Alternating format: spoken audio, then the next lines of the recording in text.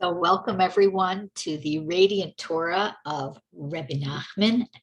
This week we are going to be covering, with Hashem's help, the concepts of conception and birth as discussed in Parshat Tazria.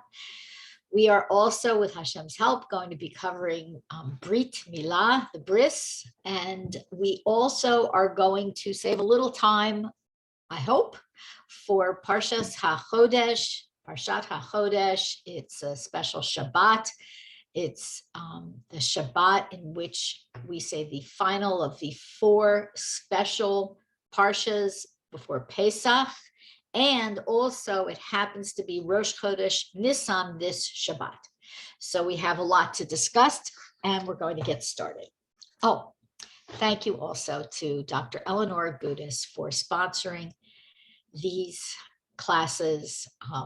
Your feedback has really been very positive and I appreciate it, everyone. And I know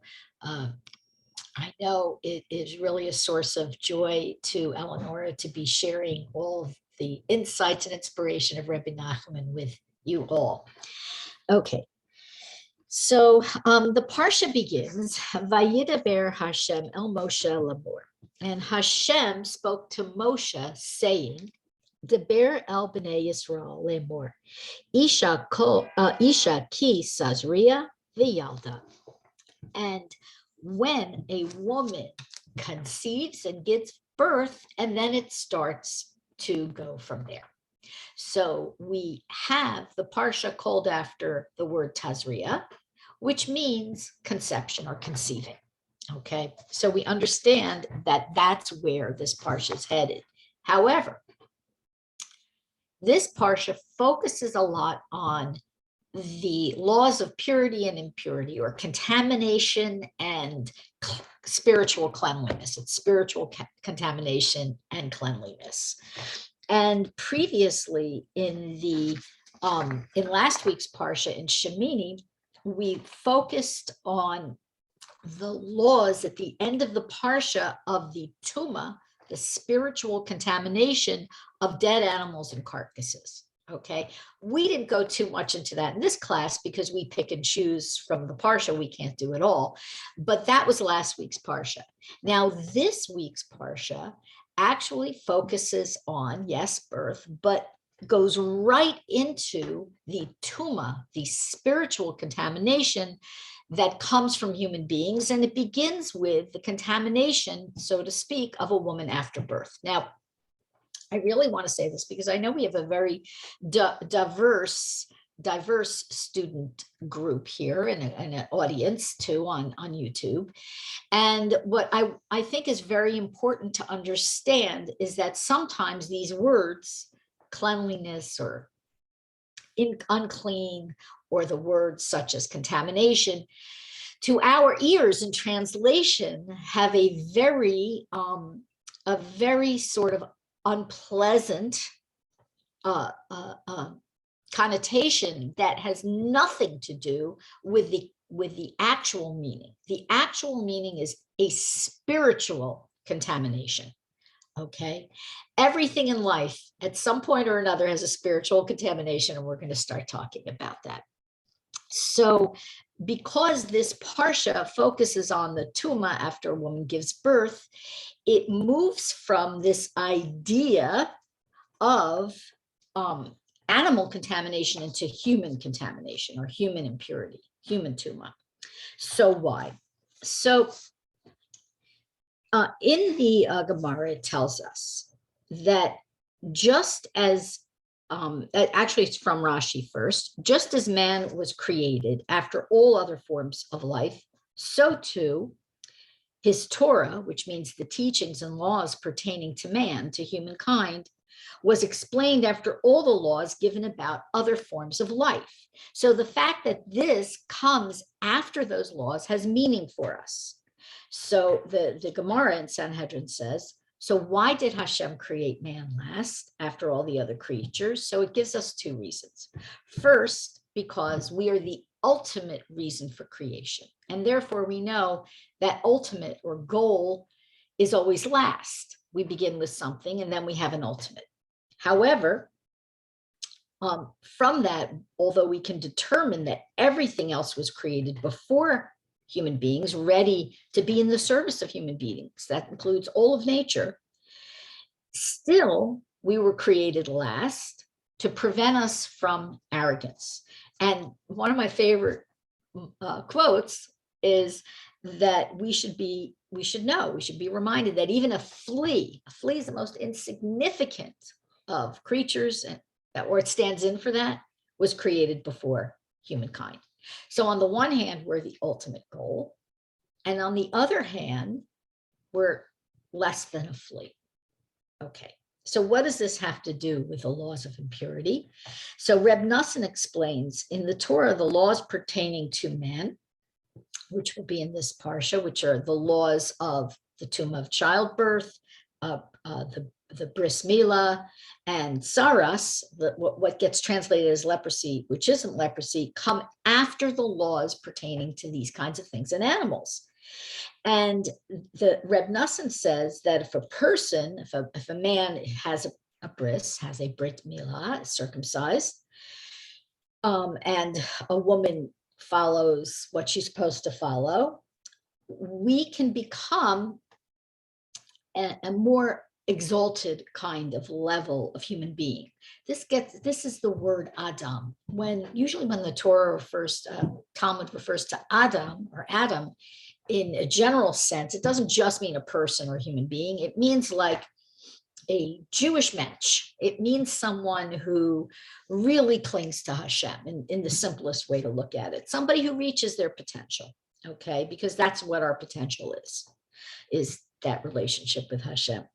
But if a person, says Reb Noson, gets arrogant, gets above themselves, they'll get smitten with saras, which again is translated as leprosy. We are not going to cover saras in this week, even though it's a significant portion of this chapter, because that always gets covered. You can Google it, you can find it in tons of books. You'll have no problem finding it. I wanted to cover what doesn't get covered as frequently. Now, so the point is that we are constantly being reminded in this parsha of our place in creation.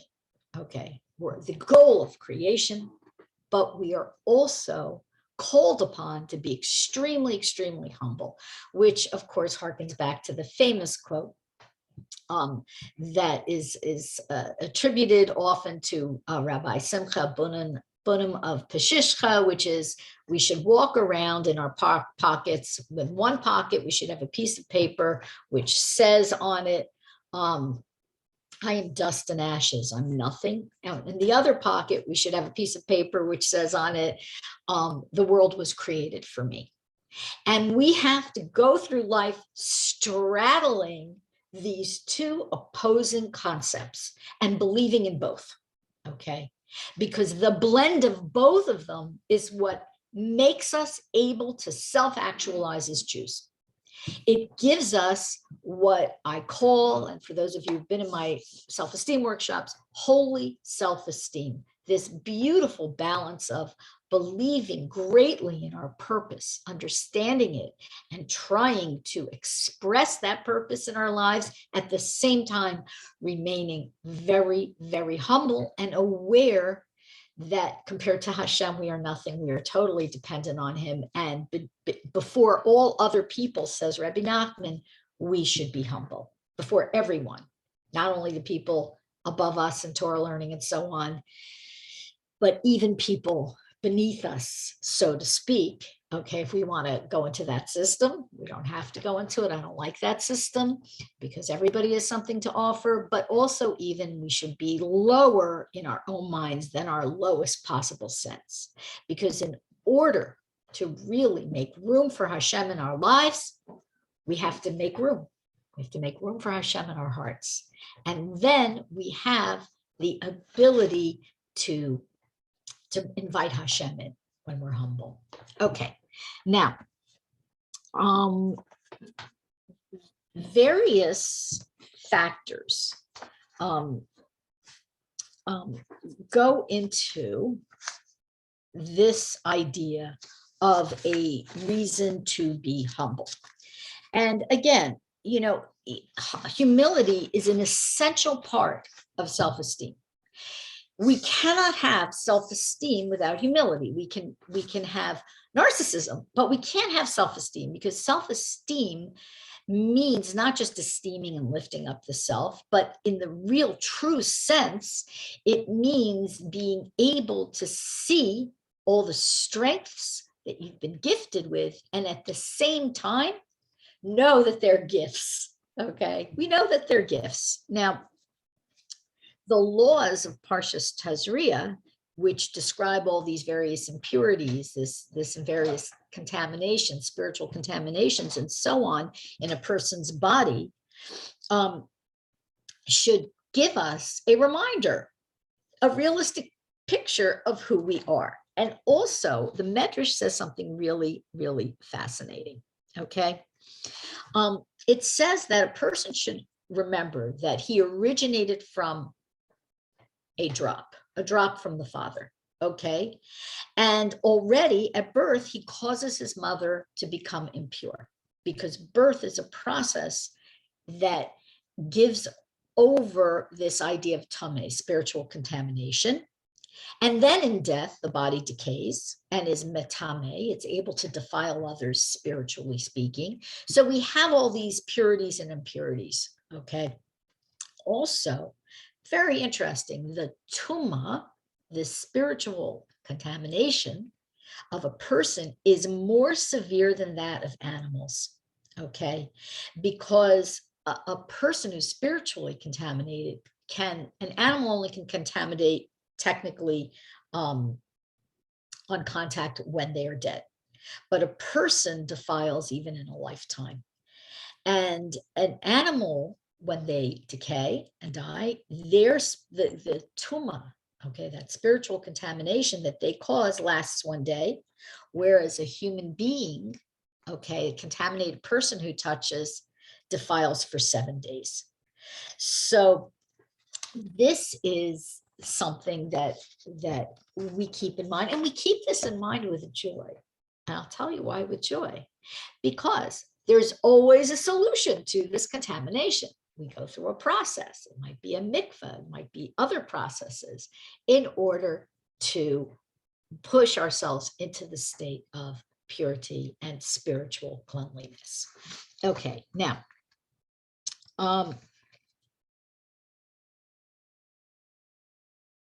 okay, so the Ibn Ezra actually says something very interesting that I want to share with you. Okay, he says a very simple concept. He says that life, and I add, and therefore birth, is the beginning of the process of tuma. Life is the beginning of the process of spiritual impurity.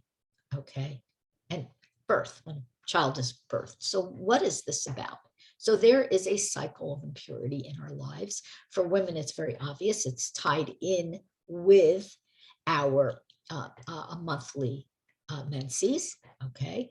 But there are other kinds of impurity as well. But life itself begins with impurity. So we have to talk about conception and to understand why. So we have an angel called Lyla in charge of conception. And I'm going to share with you a little bit about what the Midrash says. And this is really quite a beautiful explanation for this period before birth. Okay. And this period of being conceived and being housed in our mother's womb, and what a chesed it is from Hashem to house us there. It's the most perfect environment for a fetus. Okay, so this angel Lyla, here's how it works. When Hashem wishes that a soul comes down to a body and becomes a human being, or comes down and from a drop and an egg and becomes a human being, okay, he says to the angel Lyla, bring me this neshama, this soul over there from Gan Eden, okay, from paradise. And the angel runs to get the neshama. Now, those of you who have heard the story of Rebbe Nachman's mother and bringing down the soul, you can think of that now. If we have time, I'll tell it later on. Okay, it's a very special story. So this neshama doesn't want to go. A neshama doesn't want to go back down into the world. Why? Because the world is hard.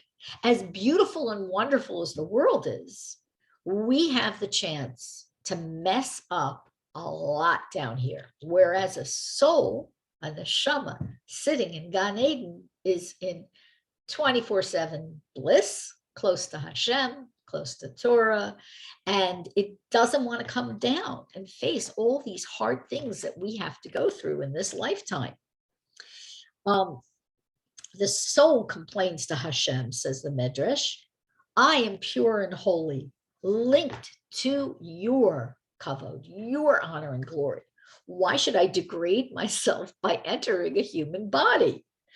So Hashem corrects the neshama.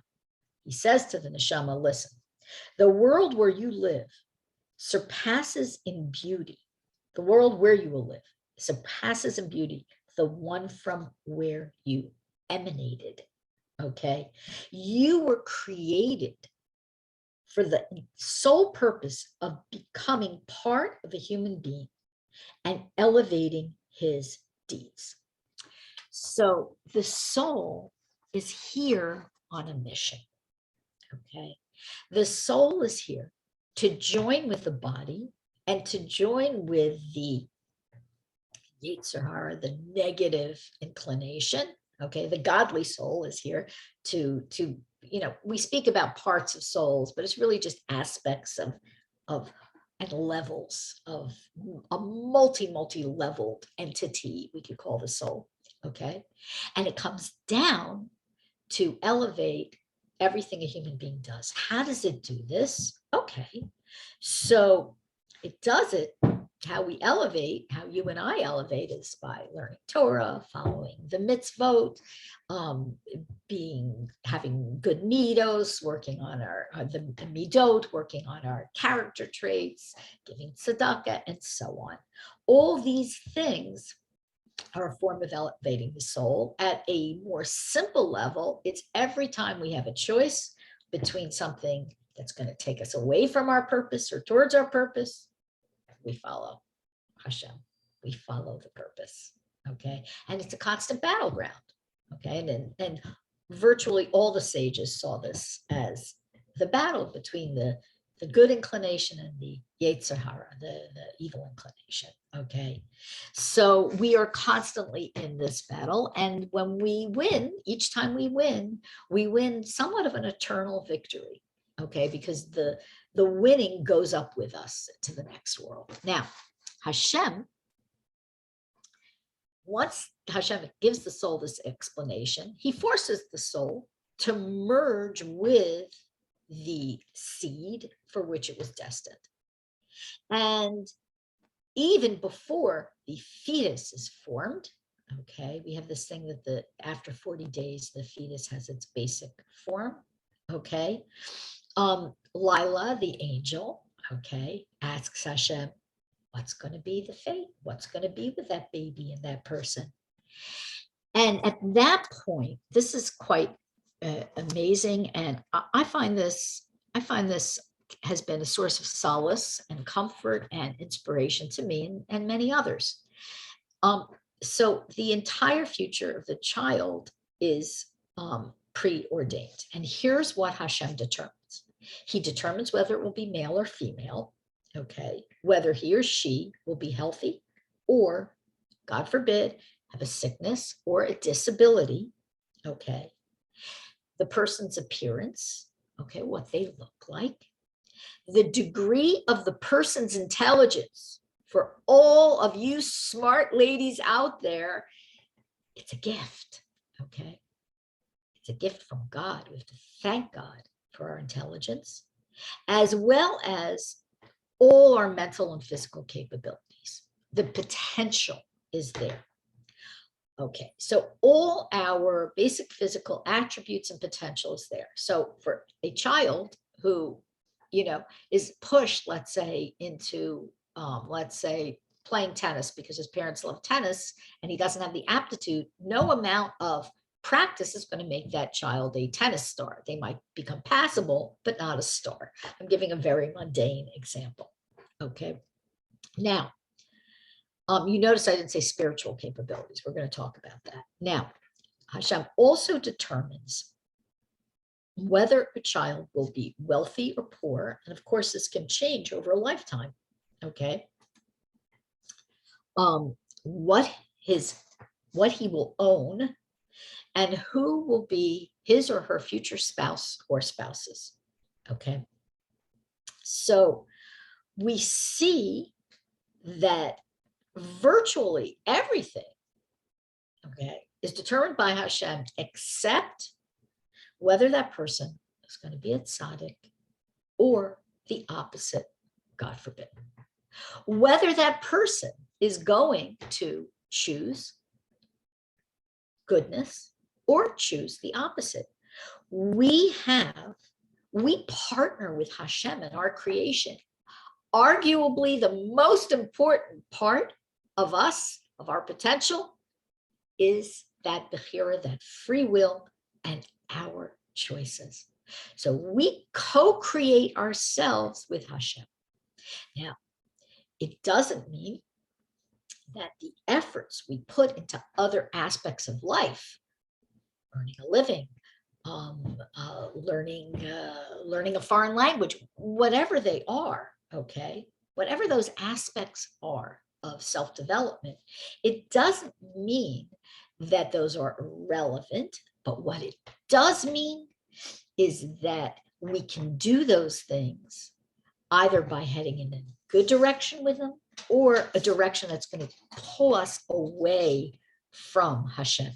There's multiple paths for almost every opening, okay? So it really gives you this concept, this idea of how Hashem, not only how he loves us, okay, gives us life, okay, but how he trusts us, the power he gives us to choose. This is the idea of being born and being a person in this world. And everybody has free will. It is said that there are different levels of free will, but everybody has basic free will. And on occasion, Hashem can take away free will. So he can take away the free will. He can, let's say, harden Pharaoh's heart, right? Everybody knows that. But even Pharaoh, even Paro, if he had wanted, could have begged Hashem to open his heart up and to allow him to do the right thing. No matter how much we feel we're pushed into a corner, we have to remember Pharaoh. He blew his chance in the initial situation. Later on, it said he did tshuva, okay, later on, after the whole Exodus. But he blew his chance. We don't have to blow our chance, no matter how we feel inside. This is a good one for anger, by the way. Anybody who has a temper, okay, asking Hashem, I know that's my inclination. I feel cornered, but help me overcome it. Okay, whatever it is we're working on. Okay, now, just going to push this over here and continue. So we have this idea of the process of conception and birth, which is a gift. And one of the most really beautiful aspects of this is this concept of a child in his mother's womb. Okay, so let's describe the atmosphere. So we know the physical atmosphere provides everything for life. It's when you think about it, what's the difference between the split second between being inside, well, it's not always a split second, but be inside the mother and outside the mother. All of a sudden, all the apertures of the child become open so he can take in the world and give out to the world. Okay. But in the womb, in this protected environment, it's like a yeshiva. Okay. The child is taught the entire Torah. My understanding, this is men and women as well. And he is shown a vision of Gan Eden, paradise, or Gehenna, the place we don't want to go. Okay. And the angel in charge of him says, become a tzaddik. Don't become a rasha. The angel's lecturing him all the time. So there's a very famous Midrash that when the baby enters the world, okay, right before the baby comes out, the angel taps or strikes the baby over his lip, okay? And that is said to be why we have a philtrum, that indentation. Most people have one over our lips, okay? And this causes the baby to forget all the Torah learning that he had in the womb. So this now is forgotten. However, the baby has to come down and learn Torah all over again. So the idea is that we are in this state not of learning, we are in this state of remembering. A common experience that I hear from Bali Tshuva, this idea of people who didn't grow up with Torah and who then learned Torah, who grew up with a little Torah, a little bit, but then they start to really learn. And it's certainly in my case, okay, of having grown up with sort of a partial day school education, is, oh, wait, this is familiar to me. This is familiar to me. I remember this. It's a process of remembering the Torah rather than learning. That's what it feels like. The truths are self-evident because we've learned it all already. It stays in our subconscious. Okay, the subconscious enables us, that subconscious learning enables us to come to a deeper understanding of the Torah in our lifetime. It's quite amazing. A baby's very busy, obviously, or the soul of the baby's very busy. The baby isn't just growing physically, but they are imbibing everything they need in the womb in order to have a spiritually accomplished life. Okay, now,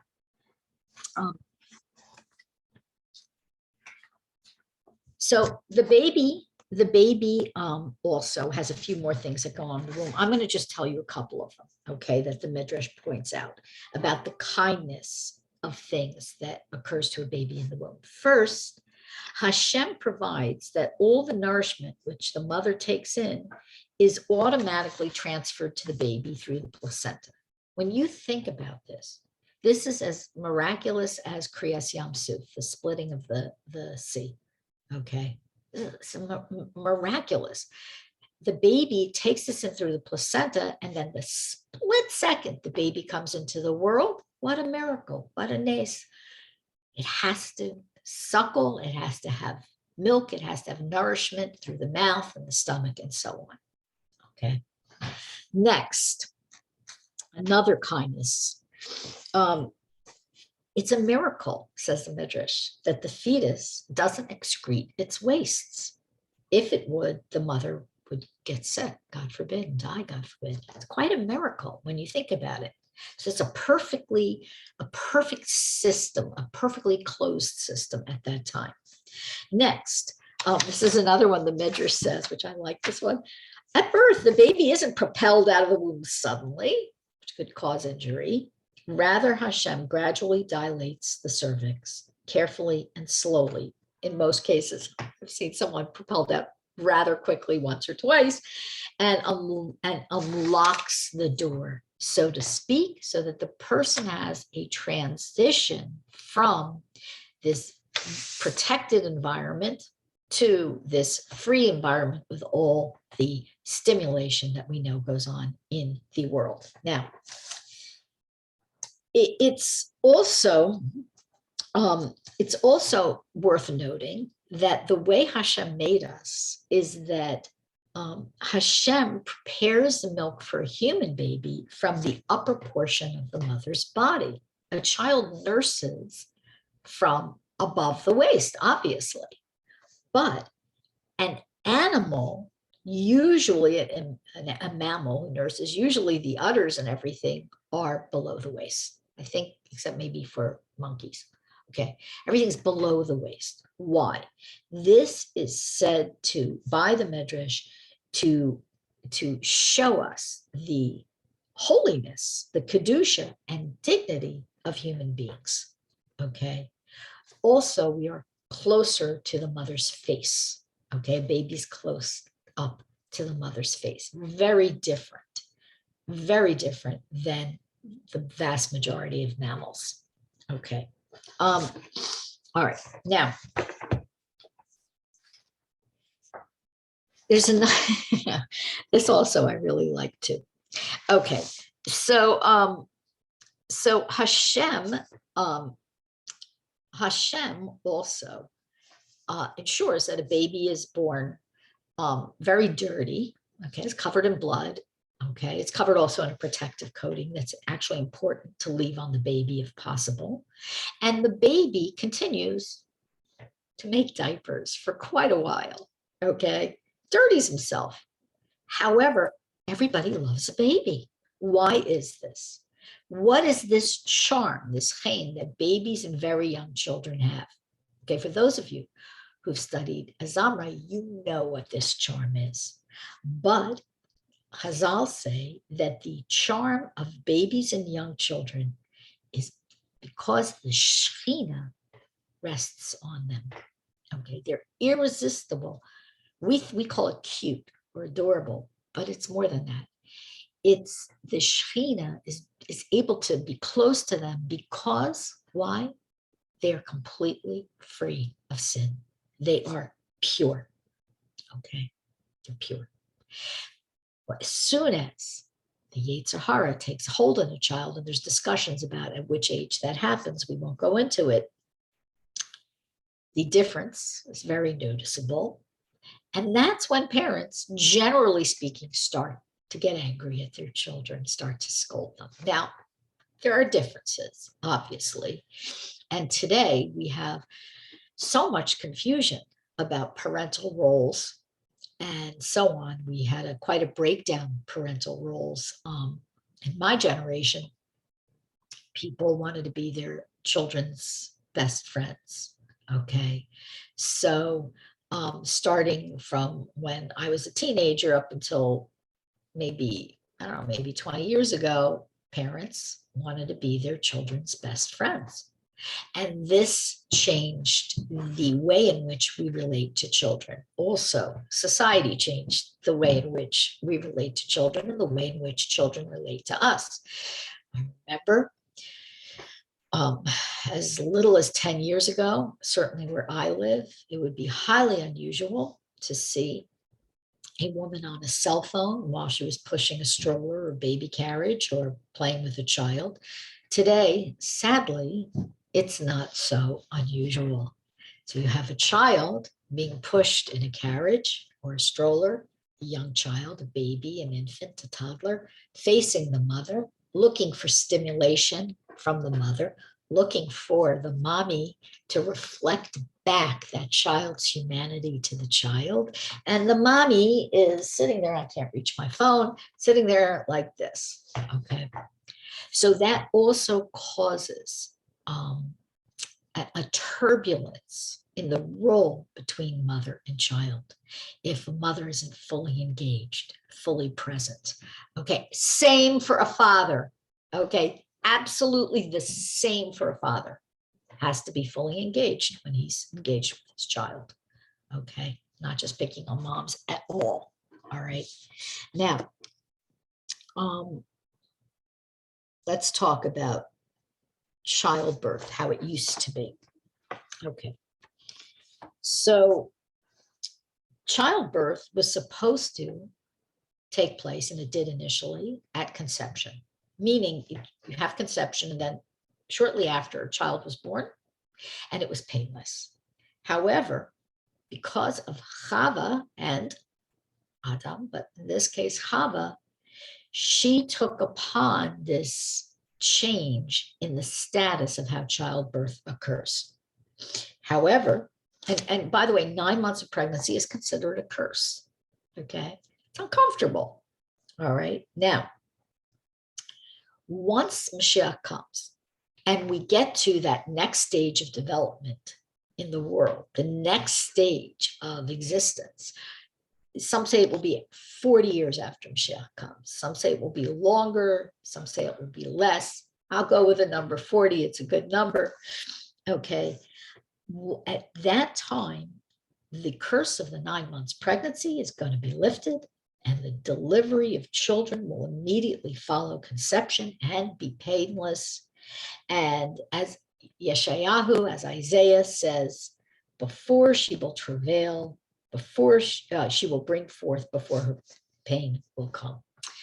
And women, it is said, will have many babies at once, just like in Mitzrayim. We learned that the Jewish woman, it says in the Midrash, that one will have 6 babies at once.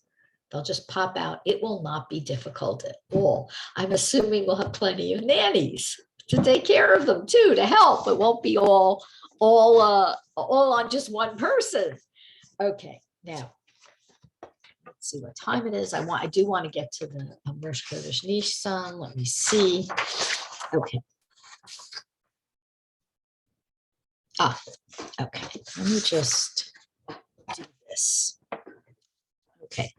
So there are 3 keys to our lives, which were not given to the angel. As I mentioned, the angel helped Hashem got the baby, and yet rest completely in the hands of Hashem himself. And this is because Hashem directly supervises childbirth, not an angel.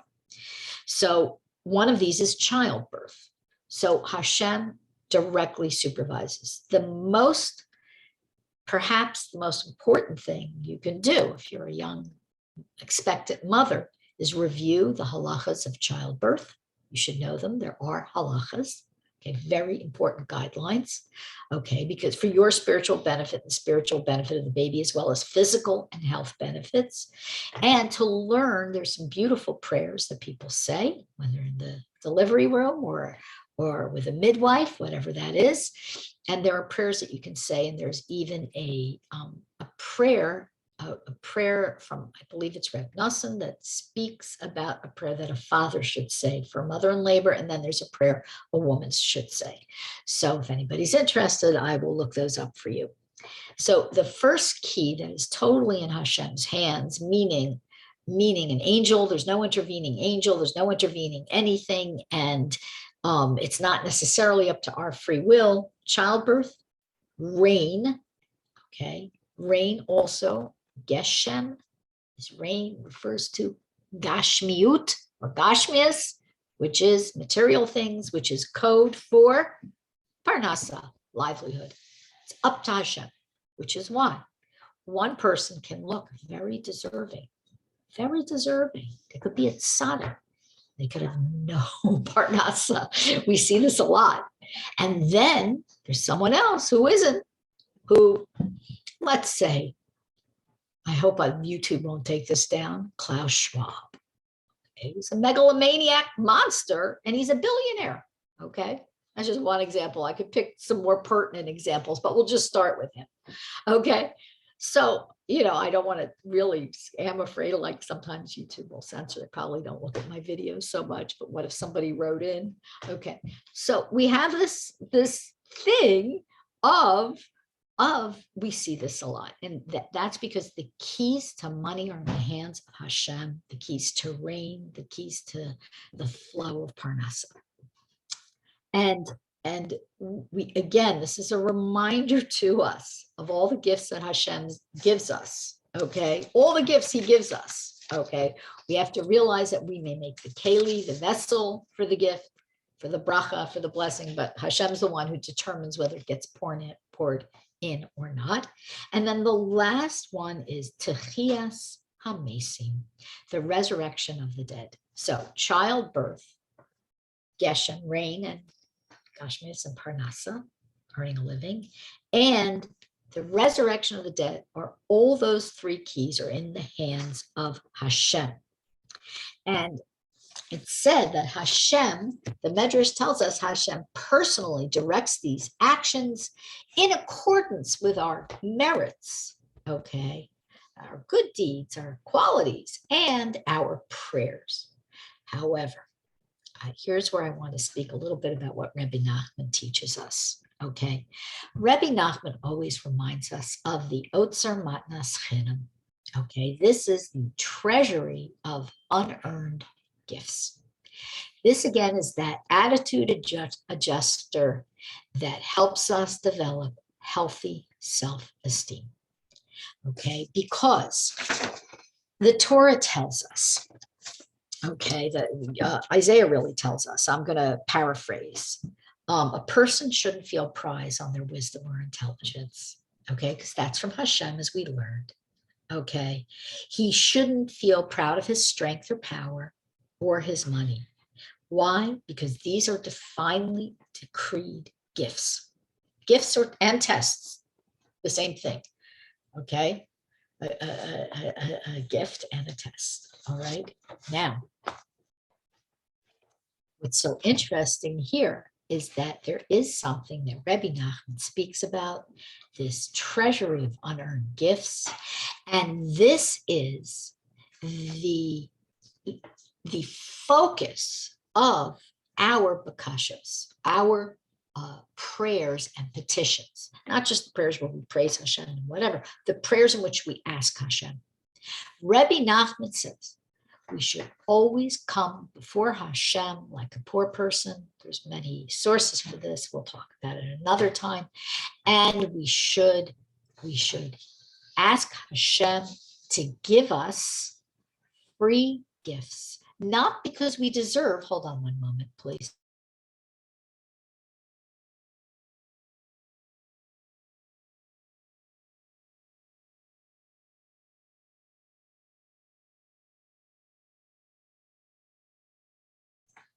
Hi, sorry about that. There was a disruption. So this idea is we shouldn't necessarily come before Hashem. Hashem, I'm such a good person. I work so hard on myself. I give so much tzedakah. I know these things are a merit. The Torah tells us they were a merit. They should be rewarded. Rebbe Nachman says, wait a minute. All this stuff is really a gift, okay? Even our capabilities are a gift. Go to Hashem and say like this, Hashem, I'm a poor person. I'm spiritually depleted. I'm spiritually poor. My merits don't amount to a hill of beans compared to all the good, wonderful things you do for me and all the good, wonderful things you've given me in this life. It just doesn't amount to anything. And therefore, I'm asking you, Hashem, to give me out of your love for me. That's why I want you to give me. I'm asking you just because you love me and because you pity me. You have mercy on me. I'm a poor person. I'm really, really not that spiritually advanced. I'm not that significant. Please, Hashem, give me. I know that these gifts are free, and so on. So when we petition Hashem and we nullify ourselves, we don't say, give me because I'm so deserving. Okay, I'm such a spiritual big shot. Look, Hashem, I'm sharing Rebbe Nachman's Torah with so many people. No, Hashem, really, everything you do for me, I can't even scratch the surface of how wonderful it is. Please give to me. This is the kind of tefillah that we can understand is a tefillah of the broken heart, a prayer of the broken heart. Okay, the Lev Nishbar. This prayer is saying, I'm far from you, Hashem. I have to rely on you totally, even to fulfill my basic prayers. It's really up to you, and I recognize that. My heart's broken because I really want to be closer and deserving, but this is how I am. That is what the way to, God willing, genuinely feeling this and saying this, get your tefillahs answered. And if they're not answered, Rebbe Nachman says it's also for the best, but we should pray for specifically what we need. There's nowhere, no real reason in most cases to say, Hashem, whatever you want, I accept. You can ask. A human being has to use their mind. Say, you know what, Hashem, I have 6 kids and a 2-bedroom apartment. I would like to have a bigger apartment so I can have some peace of mind and my children can have some more room to play. Whatever it is, the idea is we can ask and we should ask. Okay. Somebody came up to Rebbe Nachman in shul, and his bekachers, his coat was torn and he was missing a button, and I don't know if it was Reb Noson or not. My memory on this is not solid. Forgive me. I just thought of the story, so I'm going to share it with you. And Rebbe Nachman said, "How can you come looking like this?" It's like, "What's wrong with you? You have to be dignified." And I think it was Reb Noson. The chassid said, I don't want to, bother Hashem with this, praying for it. I really have more important things to pray for. And Rebbe Nachman said, no, we have to daven to Hashem for everything. The missing button on the coat, the parking spot, the Amazon delivery you're expecting, pray it gets to you on time and intact. Whatever it is, the health of your children, the health of your family, their successful education, that they should be protected from negative influences, the big to the broken shoelace. Okay. What does this do? Okay. So it says that an animal doesn't need to pray. Hashem's so kind, he'll send an animal his food. The truth is Hashem's so kind, he sends the vast majority of human beings our food and sustenance and shelter as well, even without prayer. Okay, he really does. He loves us. He loves his creation. Okay, but that brings us down to, we lose our dignity. We become like the level of an animal that's just fed. We lose that relationship with Hashem. So the praying and the petitioning for what we need doesn't mean we won't necessarily get without the prayers. Sometimes we see people who don't pray who get everything they could desire.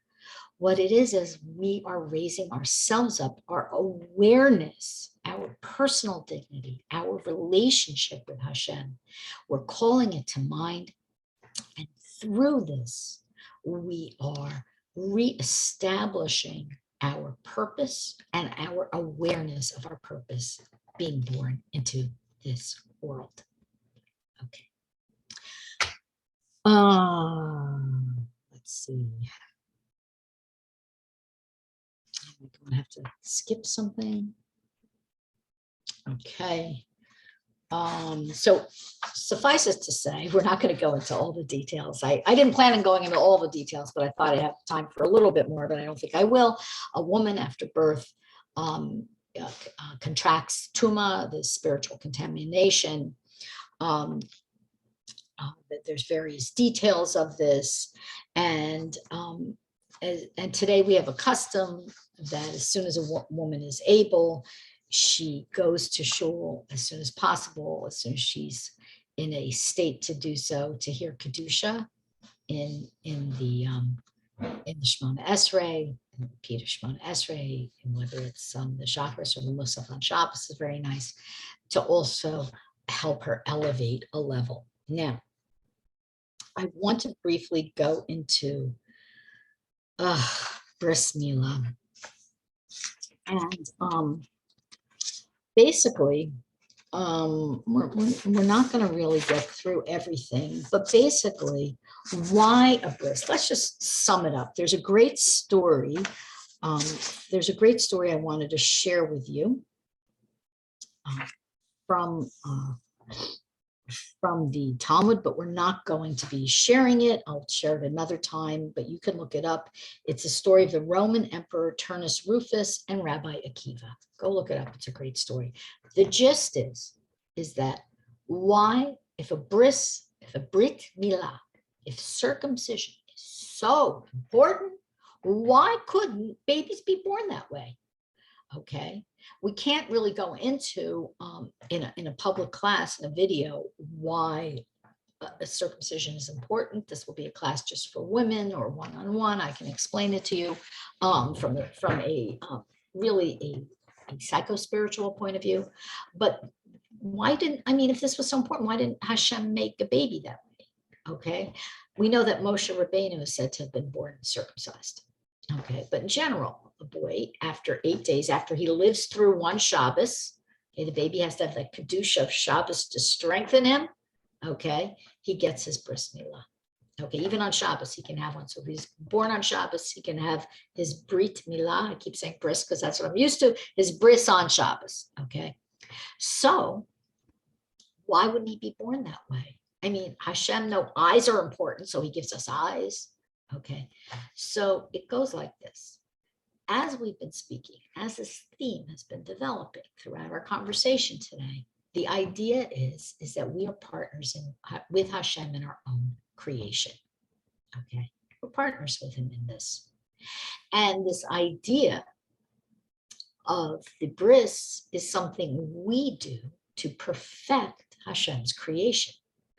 Hashem, people say, okay, starting very much with the environmental movement.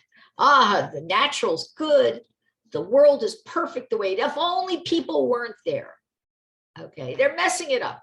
No, we're the purpose of creation, as we spoke about in the very beginning of this class. We're the ultimate purpose of creation, and nature's here to serve us. By the way, it doesn't mean we have to destroy it, but it's still here to serve us. Okay, the idea of a bris and of having to do this is our co-creation with Hashem, just as we work on ourselves and choose whether to be a tzaddik or something else. We choose many times a day, am I going in the right direction or not the right direction, the good direction, not the good direction.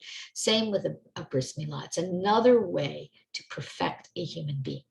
And it's compared to this idea of wheat. Okay, Hashem, okay, it is said that in Gan Eden, in the Garden of Eden, bread grew on, but like bread was fully formed. Okay, and then after the sin, wheat became the root of bread. You had to go and process that wheat. It was very involved. I won't go into it now because I want to save time for Rosh Chodesh Nisan. And the idea is that the wheat, okay, the wheat has so many different things a human being has to do to it, including saying a blessing on it before eating, okay, before eating the bread, that also is a co-creation with Hashem. Okay. Hashem did not make a perfect world, perfect for his purposes, but human beings have to jump in and do stuff in the world as well. Okay, we're not all wandering around in this state of bliss, certainly not, but in this state of everything's perfect. We couldn't survive. Most people couldn't survive in a forest. We need to build shelter. We need to maybe cut down a tree and build a shelter. It's okay. We need to dig a well. That's digging a hole in the earth. This is like bris milah, okay? Hashem invites us to partner with him. It's beautiful. There's more to it. Okay. Let me see if I could just mention one thing Rebbe Nachman says about bris. He says, so many things. So I'm actually going to read you exactly what Reb Noson says, okay, which is basically a more beautiful way of saying what I just said. I should have read it first. Couldn't Hashem have created everything perfect without the need for this participation or tikkun, rectification? So Reb Noson tells us that Hashem created the world with the intention that we would earn our own reward for the future. So part of this is earning a reward, okay? It's like being paid, okay? To accomplish this, we have to have the free will that I spoke about before and the ability to choose between good and not good. When we choose good, when we choose something that moves us closer to Hashem, we reveal the godliness that is in this world. And therefore, we are always going to be encountering imperfect things and imperfect situations. And our mission is to rectify them and bring them as close to a state of perfection as possible, knowing that we can't be perfect. That's so much more eloquent and so much richer than the way I described it. But the idea is that we are supposed to be making tikkunim. And honestly, the main tikkun, the 99.9% is ourselves. Because this whole concept of tikkun olam really isn't about going out there and being an activist. Tikkun olam, we're an olam, we're a world. We have to rectify ourselves, work on ourselves. Certainly, yeah, okay, we can do things actively out there as well. But our primary objective, without being selfish, is to fix ourselves. Because when we fix ourselves, we've already fixed a big chunk of this world, an important chunk of this world. Okay, so now if anybody would like to stay with me, I would like to go a little bit into this Shabbat. We will next week, God willing, continue with Metzora, next week's parsha. And this is a very special Shabbos that I'd like to talk about briefly before we go. So this Shabbat is one of the four, let me get my notes, four special Shabbatot, okay, the Shabbat. And this is the fourth one, okay. We had already, many of you know, Parshas Shakalim and Parshas Zachor, the parsha of remembrance. Also, Parshas Para, Parshas of the cow, which was last week, and now Parshas Hakodesh, parsha of the month. And we have a special maftir read in shul on this Shabbat. What is this? What is a maftir? Those of you, most of you know, it's the last aliyah, the seventh aliyah of the Torah portion is reread each Shabbat, except on a special Shabbos like this one. This one we are going to be reading from the Torah, the maftir of Parshas Bo, which is the book of Shemos, which we already covered, which is 12:1. It's Exodus 12:1 to 12:20. And this is the parsha that introduces the first mitzvah given to the Jews as a free people, the mitzvah of Rosh Chodesh. And it also explains that Rosh Chodesh Nisan, which happens to be this Shabbat, doesn't always fall on Shabbat, but this year it's a loaded Shabbat. Rosh Chodesh Nisan is the start of all the months, the head of the head. It's called the head of the months and the new year. Wait a second, didn't we just have Rosh Hashanah several months ago? Yes, we did.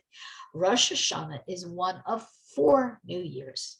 There's Rosh Hashanah, which is the new year where everything starts over, the sabbatical system, the new year of life, and so on and so forth. This, then we have Parsha. Then we have the, right before that, there's the first of Elul, which is the new year for the tithing of the animals. Then we have Rosh Hashanah. Then we have Tu B'Shvat, the new year of the trees. And this Rosh Chodesh Nisan is the new year for kings, okay? It's a new year for kings. And this is a time like every other Rosh Chodesh and every other new year. It's a time in which we have access to a higher level of teshuvah, a higher level of returning to Hashem, okay? And because it's on Shabbat, it's like an extra special, beautiful time because we say Hallel on Rosh Chodesh in the prayers, in the Musaf prayer, okay?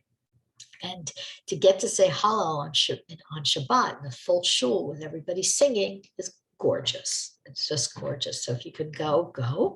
Okay, those of you who are able to. And the idea is, what is Halal? We're praising Hashem, and we're praising him for Nisan. Nisan is the month of what? The month of miracles. Okay, like the word Nis. Okay, miracle. You can hear it in there. So Nisan is the month of miracles. It's a fresh start. It's a time where the Jewish people, an individual, and you as an individual, experienced miracles in our history and can experience tremendous miracles now. So if Nisan is like Tishrei, if we compare Nisan to Tishrei, to the month of the high holidays, and Adar then was previously with Purim was like Elul. Okay, so we are mirroring that in a very special way. Now, there is so much on Rosh Chodesh. I hope to one day give a monthly class on the months. Okay, I would love to do that. But there's so much on Rosh Chodesh. But what I would like to tell you about a little bit is the Mazal. Okay, the zodiac or constellation of Nisan, very briefly. Okay, so the Mazal, what are the Mazalot? These are the constellations, the 12 zodiac signs, and they send down to us a like a nozal, like you can picture a nozzle. It's related for sure, because everything ultimately every language has roots in Hebrew. A flow down to us. So the word mazal or mazel tov, we say mazel tov, okay, doesn't mean luck or fortune. What it really means is may this flow come down on you, okay, a good flow, obviously. So we are not controlled by the astrological signs unless we want to be. As Jews, we are free to choose. The rest of the world does have a very much under the influence of the constellation. But a Jew has the free will to say, Hashem, I want you to direct my life, not the constellations. Okay, we always want to ask Hashem to direct us directly. We don't want to rely on astrologers and stuff. As a matter of fact, we're not allowed to. Okay, so we are still affected by this system. We are also not only affected by the mazal for the month in which we were born, the day in which we were born, even the hours of every day have their own mazal. Okay, these are all very important. The Talmud discusses it. But in general, mostly we are not, we don't have to succumb to this. There's certain mazals that certain people are born with a certain mazal, we say, but that's slightly different. So anyway, what is the mazal of this month? Is the tele, the sheep, the lamb. Very interesting, Aries. This is so interesting. Why? Because there are a few reasons for it. One, we know that the biggest deity in Egypt was the sheep. That was the big deity. That's the hugest of all the idolatry of the Egyptians. Okay, we know we had pictures of them with crocodiles and snakes and all kinds of things, but the sheep was cats. The sheep was their thing. Okay, they worshipped the sheep, and so this worship of the sheep is flipped on its head and turned into the mazal, the constellation. Okay. And it was actually, the constellation was turned into worship. I should say the Egyptians flipped it on its head. And this is the mazal for Nisan. Now, it's also related, the tele is also related to this idea of tal, which is dew. Now, on Pesach, we say in Shul, the bracha for dew. The Chazan says the bracha for dew. It's a big deal, the blessing for tal, okay? And in the autumn, we have the blessing for rain. So all these ideas come together in this month. And let me see. It's also related, obviously, to the Korban Pesach, the lamb that was brought at Pesach. I skipped that one. And also if you reverse the word tele, okay, and instead of tes lamed hey, you put lamed tes, that actually refers to a curse. Okay, so tele, Nisan, is the opposite of a curse. We have so many miracles that happen in this month. God willing, we will be able to speak about them. I'd love to speak more about the months one day. We'll put together a class on that.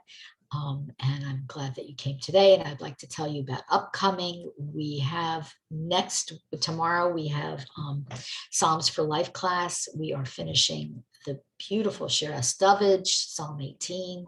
On next week, on Monday night at 8 p.m. New York time, God willing, we will be doing our annual Pesach program. It is fully sponsored as of today, thank God. On Wednesday, several of you have requested that I do a Haggadah class.